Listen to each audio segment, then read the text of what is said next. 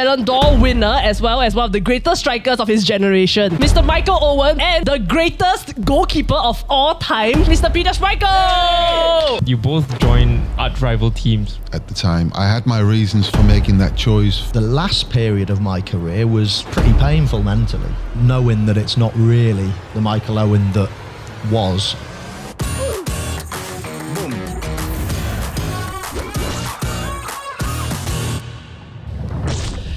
Everybody sitting right next to me now is, in the opinion of many, including myself, the greatest goalkeeper of all time. Yep. He has won 24 trophies across his 22-year-long career and kept hundreds of clean sheets. And of course, on the other side of the table, we have Mr. Michael Owen, Ballon d'Or winner, as well as one of the greatest strikers of his generation. So welcome to the show, Michael Owen and Mr. Peter Schmeichel! Hey! Welcome to the show! Thank you! And are we looking at this as well? Yeah, welcome the trophy with us. The actual trophy, which is in slightly unfortunate colours right now, in my opinion. Because the Man City colours. Okay, so welcome to Singapore, and this is actually a really auspicious time for both of you to be here because we are actually celebrating one of our major holidays, and that's Chinese New Year. And that brings me to a gift that we have prepared. We have a gift segment now. New, we just introduced this segment. We've got you a bunch of snacks. Oh wow. So these are traditional Chinese New Year snacks. Have you guys seen any of these? So one of them are pineapple tarts, and then the other is prawn crackers. Oh wow. This is kind of interesting because it's the Nutella on the top. I'll have that one then. Kong Hei Choi? Beautiful. Beautiful. Kong Hei Choi? You know, but Kong Hei Fat Choi. Close enough. Okay, so we were having this conversation earlier this week during our lunchtime where we had a debate, hoping that you both can join us on this. Okay. Which is the most difficult job? Or stressful? Or stressful, a striker or goalkeeper? Let's I go. can say that Go on. goalkeeping is not stressful at all. Oh. So, as far as I'm concerned, it's not that. Especially during As far as the best is concerned, it's not so stressful. That's true. I don't think football is stressful, is it? Is any position stressful? I mean, maybe a defender. I'd hate to be a defender. But we get to score the goals that win the games. My position's the best on the pitch, I feel. When you started football, you actually were playing football on the side, but at the same time taking on quite a few odd jobs in order to make ends meet. What were some of the sacrifices that you had to make in order to chase that footballing dream? Well, first of all, in the dream that I had of becoming a professional football player, I mean, that job didn't exist in the country that I grew up in. In Denmark, it was against the law to make money of sport. So in order to represent Denmark in any sport, you had to be an amateur. Wow. So players, the few players that went abroad and played in clubs in Holland, Belgium, Germany, not so much England at the time, couldn't play for the national team. The law change came around in 1978, and at that point I'm 15 years old. But it wasn't until 1986 before the first club actually went full-time professional. That was Brøndby.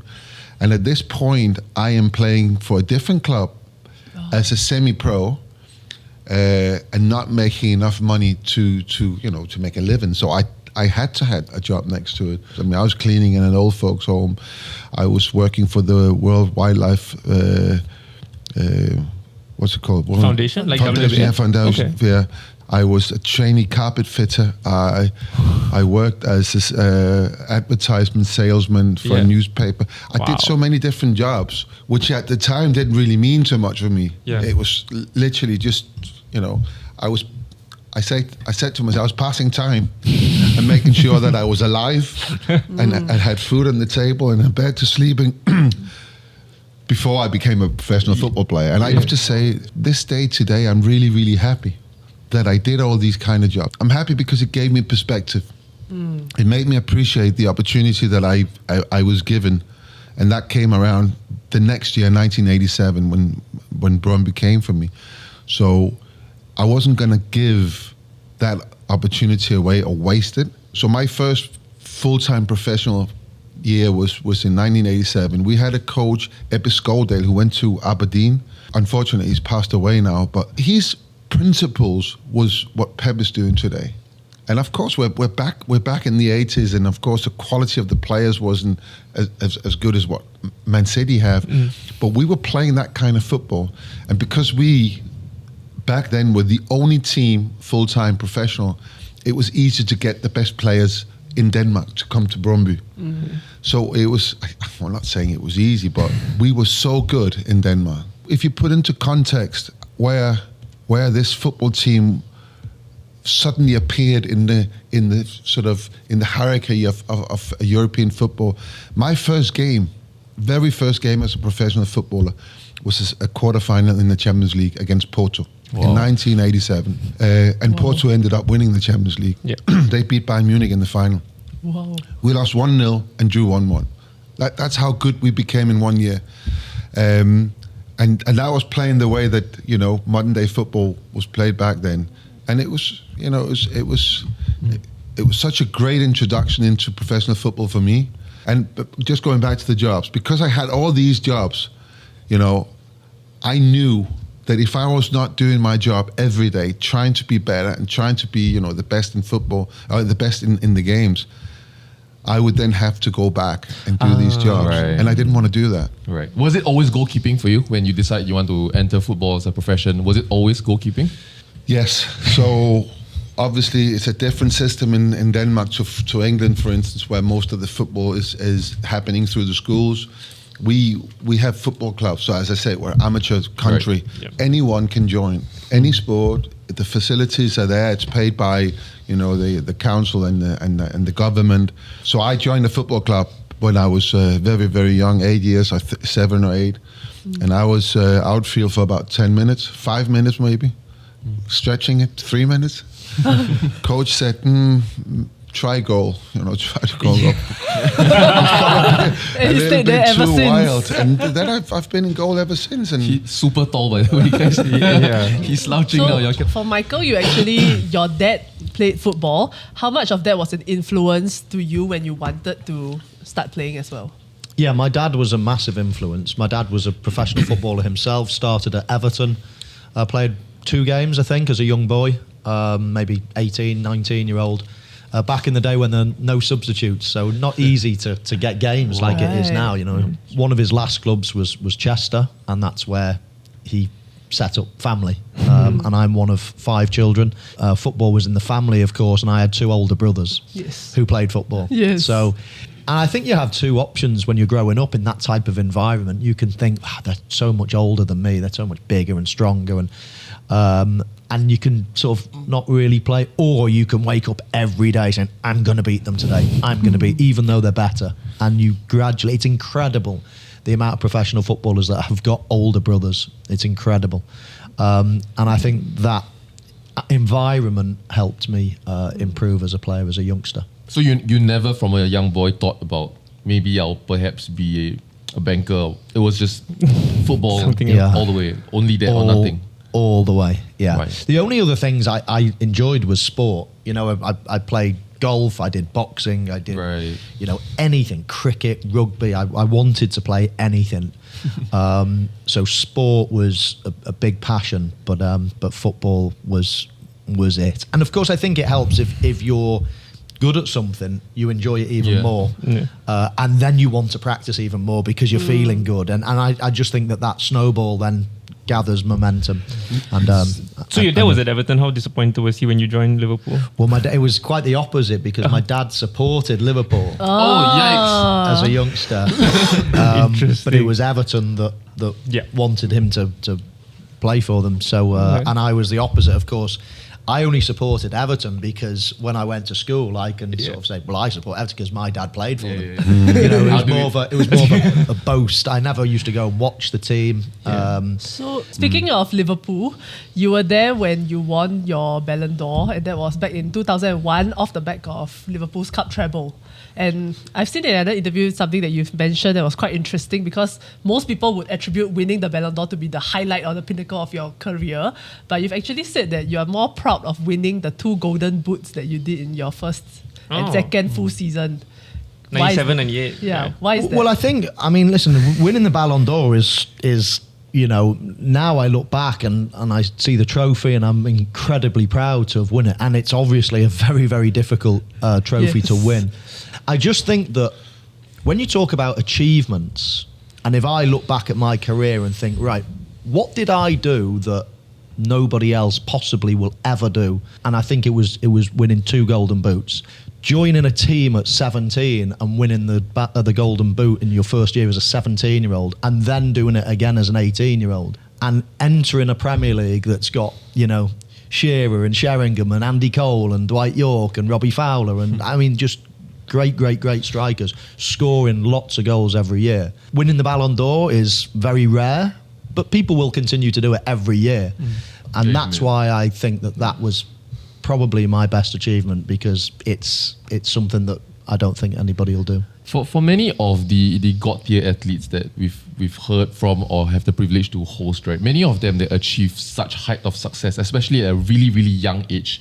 They go through some form of is my life downhill from here? Some form of what am I gonna do with the rest of my life? Was that something that you went through, or was not a thing during that time? Well, yeah. I mean, if you look at anybody's career, anybody's life, you always sort of hit a peak. It might be over there, it might be straight away, and eventually then you will start coming down. So, you know, to be depressed about it is like, well, we're all the same, aren't we? It affected me mentally while I was a player. It didn't hinder me as a human being. I didn't get depressed and think my world was coming to an end and things like that. I was, you know, my mentality was probably my strength. But looking back, the last period of my career was pretty painful mentally. 25, I was going down, you know, because I had lots of injuries. I'd lost my pace. So I wasn't the player that, and walking out with the name Owen on your back, but knowing that it's not really the Michael Owen that was, and I'm only 25, and I'm thinking, I can't do this anymore to the same level. My body lets me down every time I try to sprint, and that was painful. So for the second half of my career, yes, it was probably mentally more of a challenge, because I didn't really enjoy myself. I didn't love what I was doing, because I couldn't do it like my brain was telling me what to do, but my body couldn't. So when Paul Scholes would get the ball, my initial reaction was, you know, sprint into the channel, sprint over the top, do what causes a lot of problems, what my strength was. But then my brain would say, no, stop. That will expose you to injury. Come short. And then I ended up having to be a link player, a number 10. It wasn't really my game.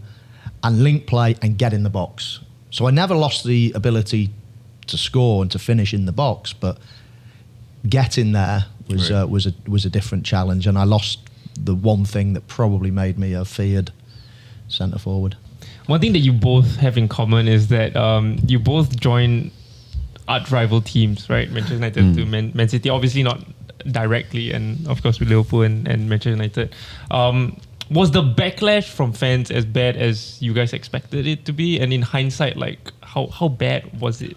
Or was it something that you guys just ignored? I have to say, for my part, it's only years after that, you know. Yeah. People that don't understand where Man City was back then. So I'm literally just being stupid, which, you know, some people are. And you know, I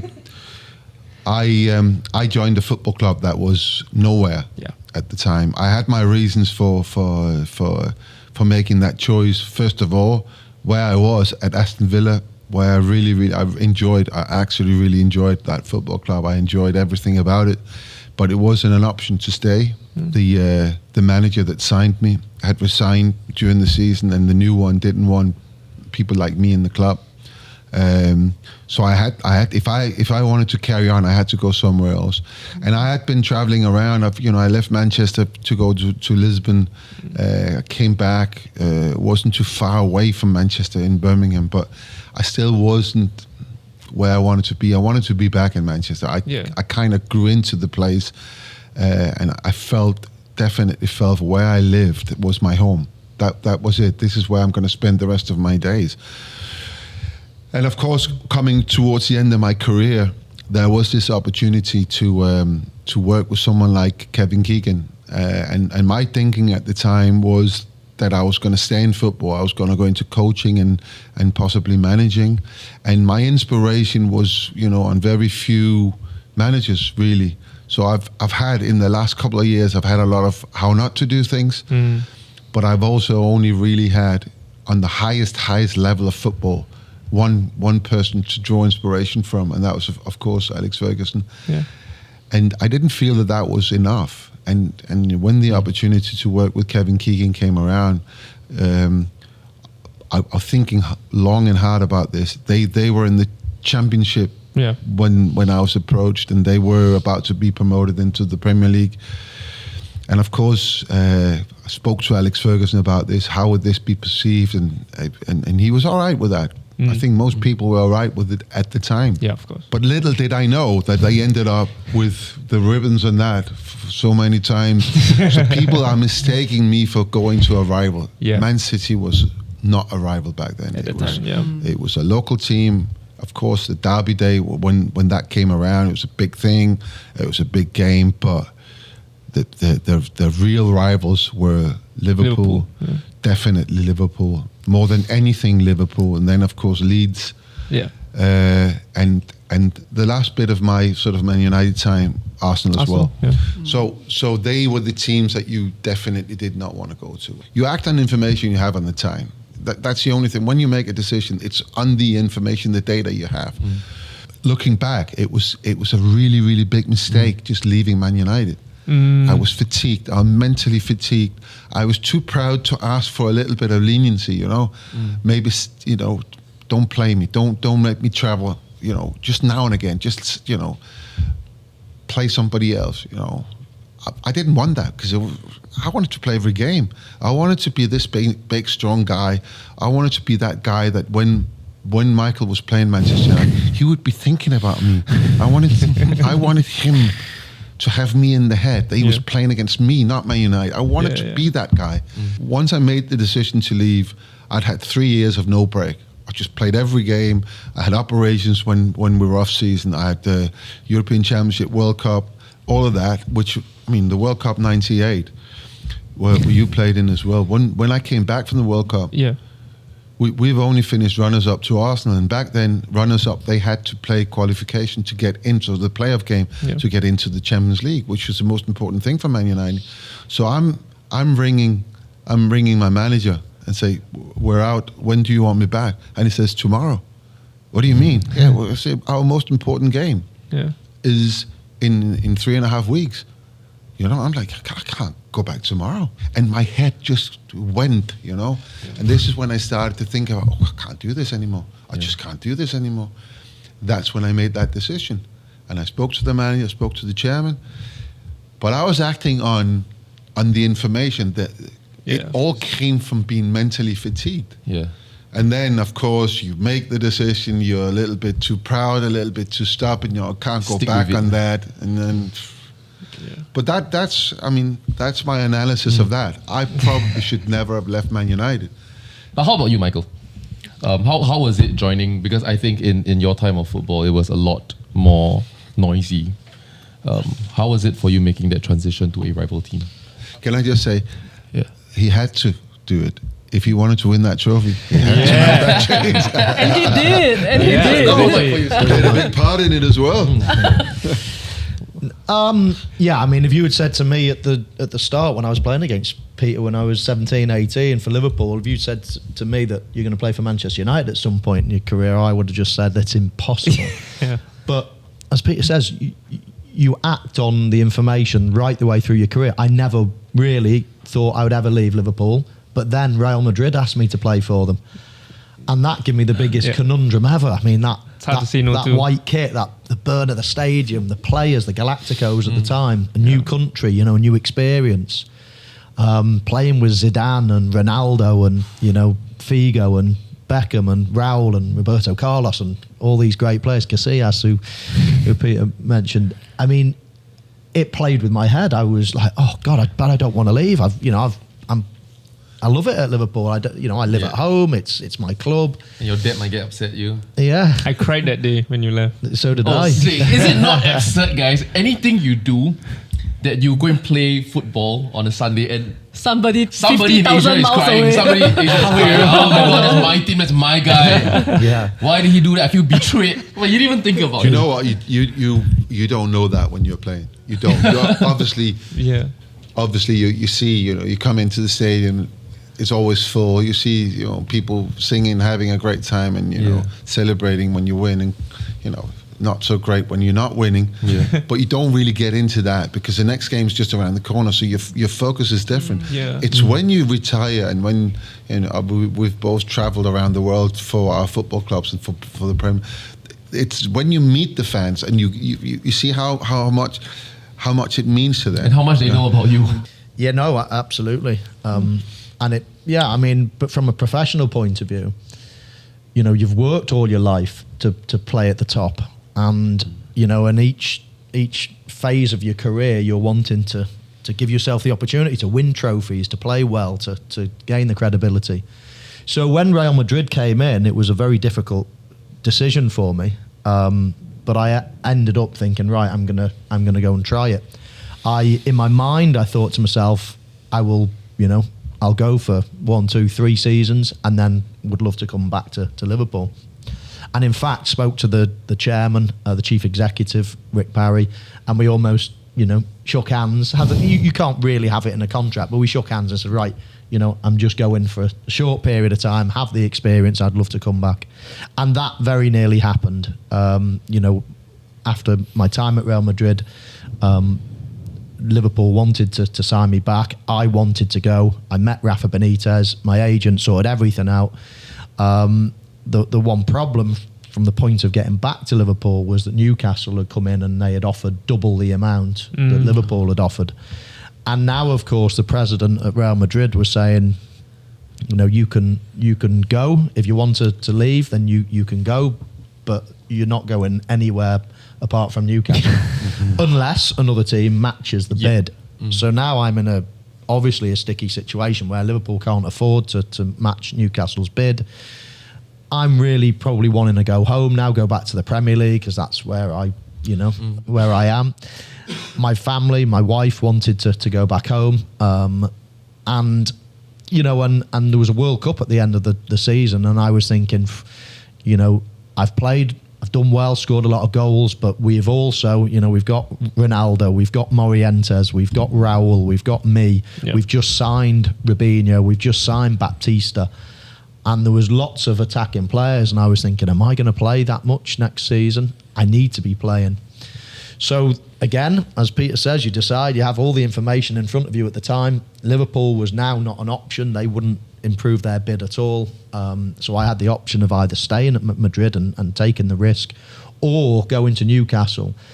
And with the Newcastle deal, they accepted that I wanted to go to Liverpool, and they accepted something in the contract whereby at the end, in the summer, there was a clause in my contract that would allow me to go to Liverpool for a set fee. Wow. So the plan was, it was Newcastle were very aware of it. The plan was to go to Newcastle a year back in the Premier League, and then at the end of that summer, go for the fixed amount that Liverpool could then afford. Unfortunately, I went to the World Cup at the end of that first season with Newcastle and damaged my knee. So I was now out for a year. Yeah. So that obviously put me on the back foot. I was now unable to go to Liverpool. And to cut a long story short, I ended up staying at Newcastle for 4 years, not 1 year. And then when I became available after those 4 years, again, I was on the phone to Liverpool, to Jamie Carragher, saying, go and speak to the manager and everything else like that. But simply, Liverpool didn't need me at that point. I forget who was there then. Was it Torres or Suarez or whatever? But time moves on, and I fully accept that. Yeah. That's life. But every opportunity, I try to get back to my club. Yeah. When that's not possible, again, you've got the decision that that's in front of you. Right, Liverpool don't need me anymore. They've got a player in my position. Where do I go? And the two teams that came in for me were Everton and Manchester United. No matter which I chose, I was going to be in trouble. But what do you want me to do? I'm only mid to late 20s. I've got a career ahead of me. I need to obviously play. I can't retire at 28 or whatever I was, 29. You know, Manchester United came in for me. I mean, they're the Premier League champions. They're, of course, a huge club. Yes, I was going to damage my legacy with Liverpool. I knew that. But I've also got to look after myself and play in a great team. And if that's, you know, if that's what were my arch rivals back in the day, then, you know, then so be it. So I decided that was a great move for my career. Manchester's 1 hour from my house. It meant I could live at home. It meant I was joining, you know, the best team in the country at the time, you know, with the stadium and the players and with the Champions League football and all the rest of it. It was just an amazing, with Sir Alex Ferguson. You know, life just led me down that path to having the career I had. Yes, there will be a handful of people that are still grumpy about it, and I can understand. But you can apologise now, I guess. Yeah, a little bit sore about it. I can understand, but I think the sensible people in the world can realise, you know, that this just happened, and that's the life of a professional. Yeah. If I was a fan, I would be a Liverpool fan, you know, all my life. Of course, a fan doesn't change their colours. Yeah. But what a fan doesn't understand is that's expected. I would be exactly the same. I wouldn't change my team. I wouldn't support Liverpool one day, Manchester United the next day, and Everton the next. That just doesn't happen. Yeah. But footballers are professionals. They've got to play at their highest level. I mean, and if they didn't, you would question them. Why did you go? You played for a lesser team. Yeah. Where's your ambition? Yeah. You know, people have a go at players from the past. You know, but someone like Jack Grealish, he comes through, you know, at Aston Villa. It breaks his heart to leave Aston. Yeah. But he's got to go. He's got to go to Manchester City. Yeah. You've got to win the Champions League. You're so good. You can't just play, with all due respect to Aston Villa, you can't play in the Europa League and come in 6th in the league or what. You can't do that when you're so good. Yeah. It breaks his heart. It broke my heart to leave Liverpool. But we're professional. We've got to play at the best level we can and achieve as much as we can, like you do in your career. You know, if you got offered another podcast that was even bigger, a bigger reach and a bigger, you've got to do it. You've got to be ambitious. So I make no apologies. No, absolutely.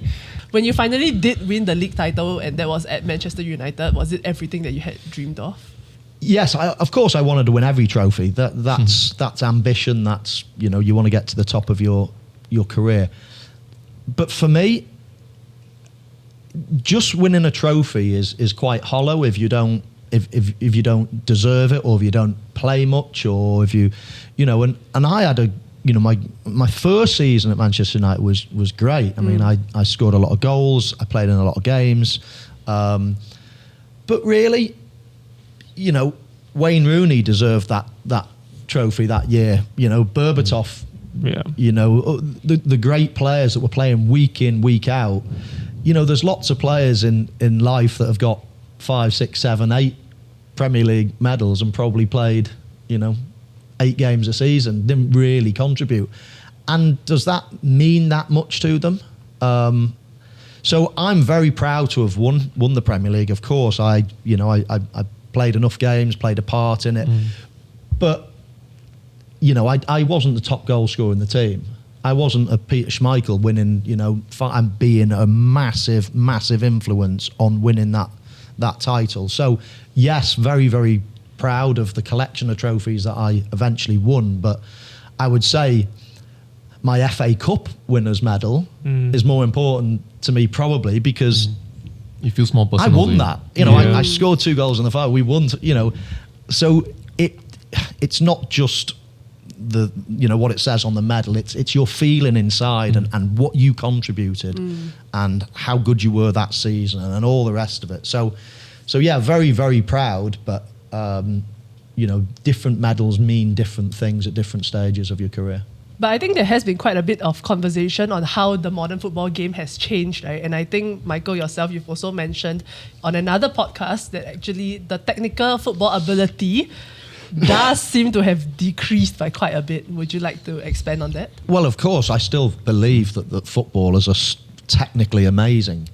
But I was asked what's been the change over the last 20 years, and my opinion would be that it's now sports science, and you know, the physical output of a player is more important now than it's ever been.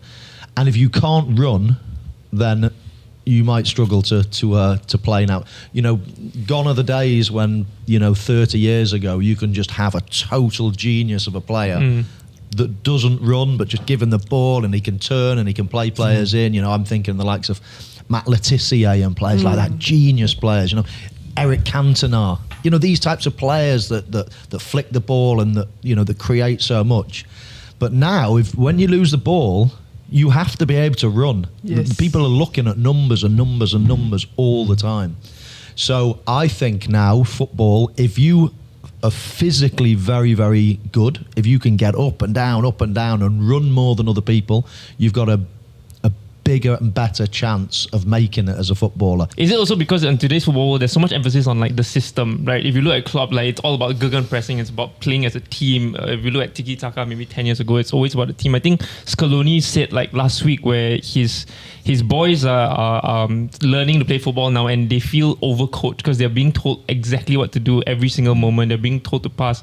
And he said specifically, if Messi was always told to pass, we wouldn't get the Messi that we have today. Is that what you guys feel about that? I hear that argument. I definitely hear it. I think now as a world, we got so much information and we decide to do what we want with it. But you've got all the stats, all the passing, all the dribbles, all the, you know, the runs, the high intensity, everything. It just gets thrown at you all the time. And if you're not careful, you can now not only play the game according to stats, but you can watch the game in terms of what me and Peter do and be, you know, driven down a certain path based on, you know, all the numbers that you're presented with. And I think a lot of the time, a lot of the skill to being a footballer, a lot of the skill to being a pundit is to use your eyes and not necessarily rely on those stats. As you say, if Messi was, you know, well, you just called it correctly. And I think at some point we need to get back to that a little bit, just the natural flair play of a player as opposed to always judging them on the numbers all the time. Yeah. I use stats as a reference, but I use my eyes to judge whether I think certain players good. You might say, well, he scored 30 and he scored 25. Well, and I will simply argue, no, the guy that scored 25 goals is a better player. Yeah. But you will have an argument against me because you can say, well, no, the stats say he's better. Well, you know, in that case, anybody can have an argument about football. Yeah. You don't really need to, you just need to look at numbers. And I don't really agree with that. And I think you just summarized what happens on football Twitter on a daily basis. Literally, I can go down to the local pub and have an argument with someone. Yeah. And that's not to say I'm right, but anybody now can have a real debate about football just by looking at numbers. Whereas in the past, you know, if you didn't really know football, if you didn't really understand it, you wouldn't open your mouth. But now people can just read, and then go against anybody and have a real heated debate. Yeah, just because of numbers. Speaking about past and present, I think the biggest change that we've seen, I guess, in terms of positioning is probably the goalkeepers. Like from 30 years ago, you didn't have to be able to play with your feet, and now almost every manager is looking for a keeper that can play with their feet. Like, how do you think modern goalkeeping has changed drastically? Yeah, it's changed a lot. You still have to be able to do the basics. I think most managers have an idea about what football's supposed to be like, and how it's supposed to be played. And in that, of course, you need a goalkeeper if you want to play a possession game, which Pep with his Barcelona team was the first really was actually defending by keeping the ball. So, and that's how they became successful. In order to keep the ball, you need always to outnumber the other team, and in that you need your goalkeeper to take part. He is a guy that makes you outnumber the other team, and it's not every goalkeeper who can play like Ederson, for instance. I mean, he's just incredible in what he does, but most goalkeepers are trying and are being asked to do it as well. I kind of changed when I played, because when I just go back to 1992. When we played the European Championship and we're in the final, and we had a lot of injuries, let's put it that way. We were up against the world champions with no injuries in their team, and they literally put the best team they could put on the pitch. It was out there. That was what we were up against. We're not playing very well, couldn't keep the ball. And so what we were trying to do, get the ball up to someone like Brian Laudrup, for instance, and he's kind of looking around and there's nobody there to pass the ball to, so he would kick it back to me and I could pick it up. Yeah. And I'd take it down, wait for them to come up and put pressure on me, and I would pick the ball up. And in a way, we killed football that day. Yeah. It wasn't a great. It's a European Championship final. It's supposed to be a spectacle, but we absolutely took the sting out of football. Is that why they changed the rules then for goalkeepers? I think that there was already sort of a movement towards that. Taking out the back pass. Yeah. But I think that game made people's mind up. Yeah. Broke the camel's back. I have to be honest. I was really happy that rule was changed, because it wasn't like I'm like, oh no, this is going to be so difficult. But what it did was it sped up the game. It changed the game that you had to play more. And I think straight away I realized, even though that my job now is different, this is beneficial for the game. It's actually making the game better. We've often seen quite a lot of footballing dynasties where like you have a footballer and then they often have children that are in football that maybe don't do as well as their dads, but you've had a son who's won the Premier League as well, and obviously is still having a great career. Was there anything in particular that you imparted on him to ensure that there was the same perspective that you had? Because obviously he's had probably a better upbringing than you did. I didn't have that extra bit that make you want to go out in the garden and play with your son, right? Because I have seasons where I've played more than 60 games. So once I came back home, football wasn't something that I wanted to spend time on, to be honest. I wanted to relax, prepare myself for the next day, making sure that I was I've been eating right and I was rested, and also I wanted to be I use the term a normal person, be somebody who was capable of having a conversation about other things in life, being able to do different things. In terms, when it came to Kasper, yes, he might have wanted to, for his dad to go into the garden and play with him. We were quite lucky because we lived next door to Steve Bruce and his family. So once Kasper came home from school, Alex Bruce would come home from school the same time, and they literally would drop their school bags and go into. We lived at the end of a sort of a cul-de-sac, and they put 2 goals up, and they would be there until we called them in. So it wasn't for the lack of him not having somebody to play with. Right. He did, and so I can say, with hand on my heart, I have very, very, very little influence on Kasper's career and the outcome of how good he actually became. It's all about his own mentality. He's got a really, you're talking about being strong mentally. He is very, very strong. He's had, right from the beginning, he's had to fight against carrying that name on the back in the same position. And he's, the biases of, but you're only here because your dad got you in. You're not really, that's been, and it's made him stronger. It's made him a lot better. When I was on the pitch, when they got this trophy, and I'm looking at my son lifting this trophy, being, part of an incredible team and being one of the leaders in this team, being one of the most important players in that team. That was my biggest moment in football. Not when I lifted this trophy myself, but when he did it, that was incredible. Really, really, truly incredible. Was that what you would have wanted for him as a professional footballer at age 15 when he said that, this is what I want to do too?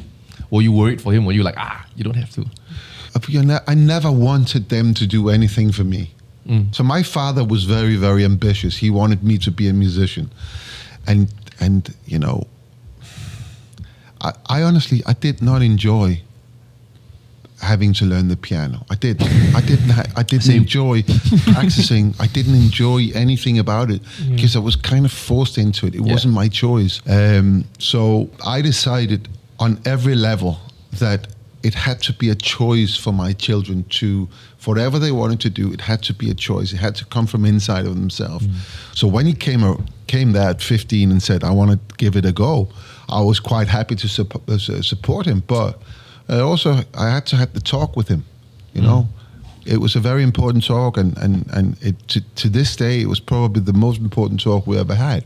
And I was very honest with him. I said, I really don't want to be anything for you other than your dad. So a sounding board, that if it's really something you need to talk to me about in terms of football, you will then have to come to me. I cannot, you know, it's going to be difficult for me to offer that. And against everything that I stand for as well, to go in and you know, and try to dictate or even offer, because it's too much pressure.